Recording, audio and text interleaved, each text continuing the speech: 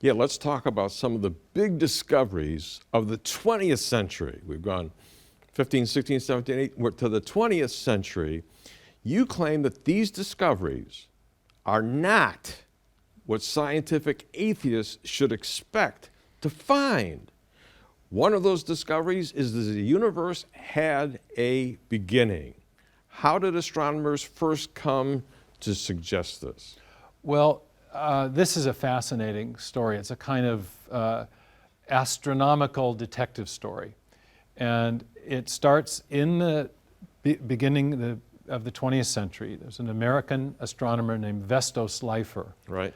And Vesto is looking at the nebular structures in the night sky through his telescope.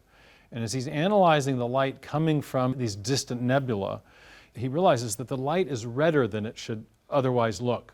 It's the spectral lines have been shifted in a way towards the red end of the electroviolet spectrum. So for your viewers, they probably know that if you shine light through a prism, it will separate into different colors from red to violet. And the red light corresponds to light with longer wavelengths. So if an object in the night sky is moving away from us, then the light would get stretched out and it would look redder than it should otherwise look. So when you saw the object, it would have a red shift. It would have a reddish hue, if you will. Now there's different ways the scientists detect that. Now at the time, no one knew whether these nebular structures were just clouds of gas around stars within our own Milky Way galaxy, or whether they were in fact separate galaxies beyond our own. And this was debated right up into the 1920s. But after the 1920s, another astronomer came along named Edwin Hubble. And Hubble began to use these great domed telescopes, the 100-inch Hooker telescope in particular in Southern California.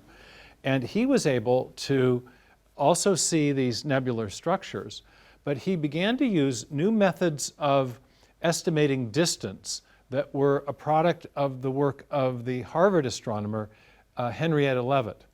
And she had worked with observing a strange kind of stars called Cepheid variables, and worked out, on the basis of her work, astronomers were able to develop a method of estimating distance.